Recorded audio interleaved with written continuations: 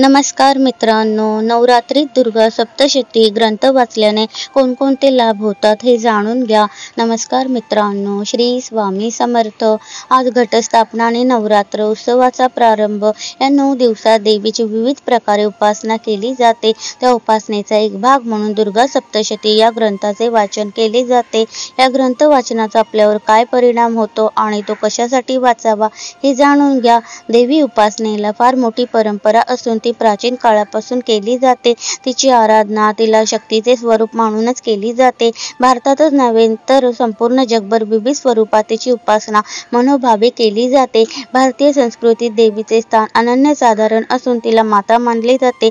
दुर्गा देवीच्या संदर्भातला एकमेव प्रमाण ग्रंथ म्हणून दुर्गा सप्तशतीची सर्वदूर ख्याती आहे. इतकेच नव्हे तर तो स्त्री शक्तीचे स्वरूप उलगडून सांगणारा अद्वितीय ग्रंथ आहे. यात यंत्रिचित ही अतिशयोक्ती नाही. सर्व पुराणात मार्कंडेय पुराण प्राचीन मानले जाते व दुर्गा सप्तशती त्यातील अंश आहे. देवी नित्यरूपा असून तिने सर्व जग व्यापले आहे. ती विविध प्रसंगात विविध रूपात विश्वात प्रकट होते.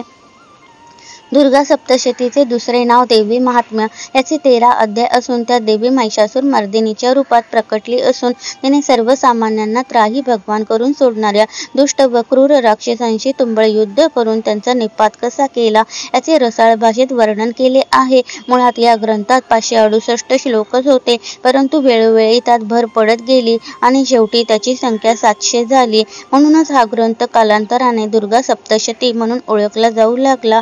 या दुर्गा देवीची उपासना बाह्य आणि अभ्यंतर अशा 2 प्रकारे केली जाते. पैकी बाह्य उपासनेचे 2 भाग आहेत, ते असे वैदिक आणि तांत्रिक. वैदिक पूजेत यज्ञ, तप, भक्ती, ज्ञान तसेच योगा व्यतिरिक्त मूर्तीपूजा ही समाविष्ट केली आहे.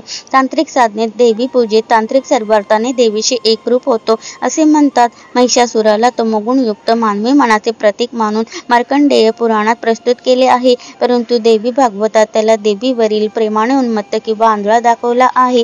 दुर्गा सप्तशती दैत्यांच्या केवळ संहाराची शौर्यगाथा नसून कर्म, भक्ती व ज्ञानाची त्रिवेणी असून ती भक्तांचे सर्व मनोरथ पूर्ण करते. या ग्रंथाच्या विशिष्ट पद्धतीने केलेल्या पारायणामुळे पारायणकर्त्यांच्या सर्व इच्छा पूर्ण होतात, त्यात तीळमात्रही शंका नाही.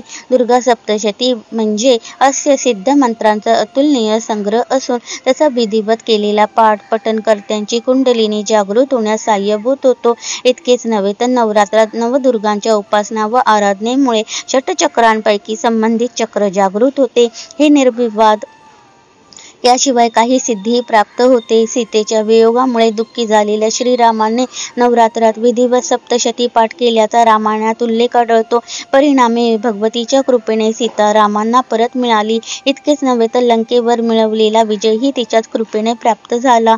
भगवान शंकर एकदा पार्वती मातेला म्हणाले, पार्वती शक्तीशिवाय मी शवाप्रमाणे समान असून जेव्हा मी शक्तियुक्त असतो तेव्हा मी भक्ताची कुठली इच्छा तात्काळ पूर्ण करतो.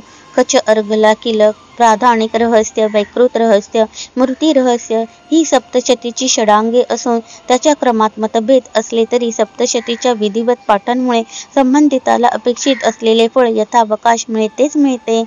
आपल्या सर्वांवरती दुर्गा मातेची, स्वामी समर्थांची कृपा दृष्टी सदैव राहो. व्हिडिओला लाईक, शेअर, सबस्क्राईब करायला विसरू नका.